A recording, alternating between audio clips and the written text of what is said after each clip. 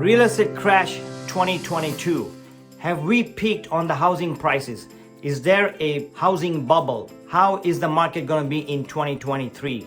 Should I buy right now? Should I wait? Should I sell right now? Should I wait? These are the common questions I'm hearing from buyers, sellers, investors, and just about anybody today.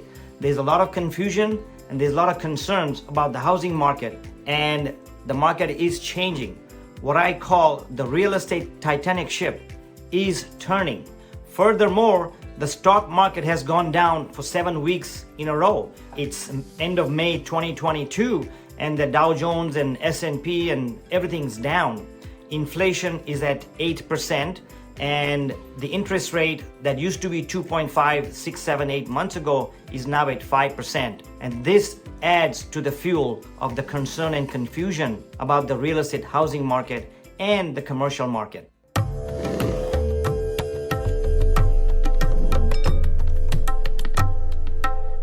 Hi, I'm Mike Patel with First Team Real Estate right here in Anaheim Hills, and I'd love to hear what you feel about what's happening in the market right now or what's coming up in the 6, 7, 8, 9 months. So please comment below and also please share so we can get more comments.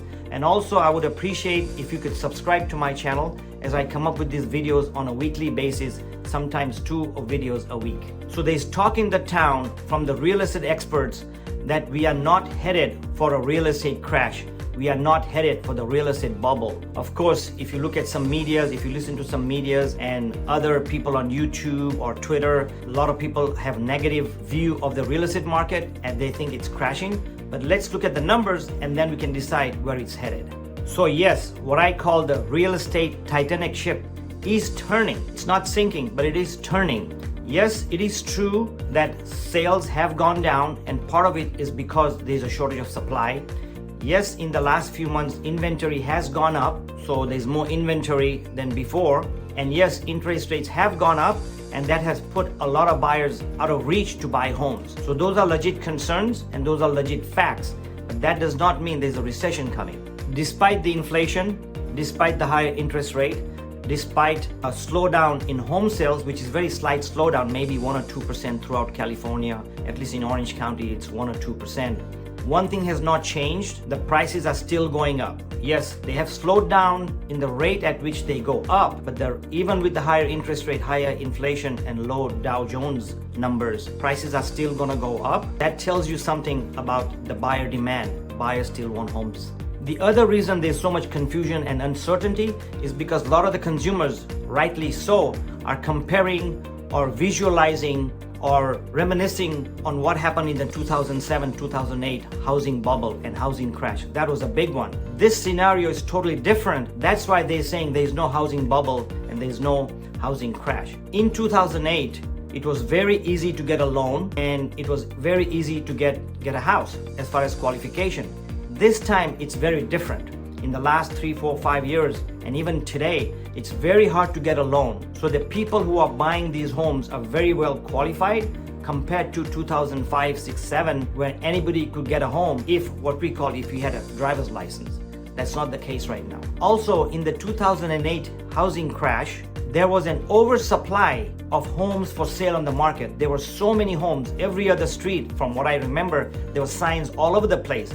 Homes for sale sign were on every block and they hung in there for 3, 4, 5, 6, 7 months. In today's market, 2022 May, there is still a shortage of homes. You hardly see any signs, and homes that used to sell, of course, a few months ago, at least in Anaheim Hills, used to sell within 7 days, what we call 7 days on the market, and now maybe taking 12 days on the market. So it's still a very strong market. Less supplies, not an oversupplies as we compare to 2008. That's also a big difference, and that's probably why we may not have a recession or a housing bubble, because of the shortage of supply and because with a higher interest rate, buyers are still buying, homes are flying out the door. Yes, there may not be 10 offers that we used to get in 2021. We are getting multiple offers, or even if you get one offer, it's at market price or above the market price. So buyers are still buying. So there may not be a bubble as long as buyers keep buying with these conditions. As I mentioned to you earlier,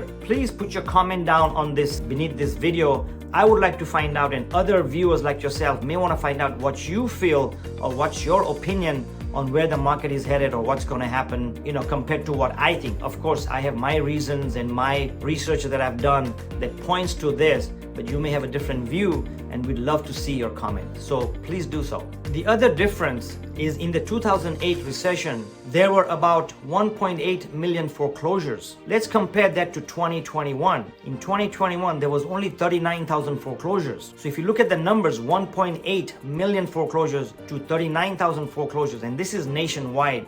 And some of it may be due to people getting behind or foreclosures of COVID-related issues, forbearance, but that's a very small number compared to the 1.8 number. And one of the major differences from 2008 and now, if there's one word why there may not be a crash, at least in the next 1 or 2 years, is because of this big word called equity. In 2007-8, people borrowed and borrowed and borrowed. They had pretty much zero equity. Today, there is tons of equity. Historically, there has never been so much equity in houses than ever before in the past. Why is there more equity right now?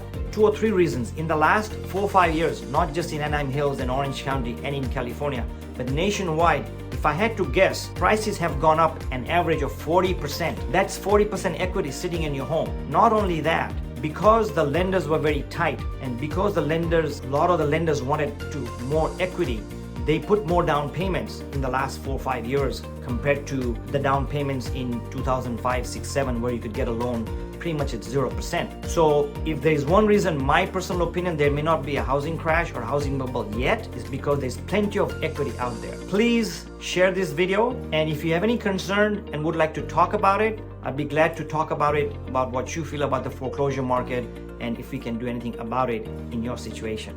Feel free to comment below, and please watch my other 2 videos about housing.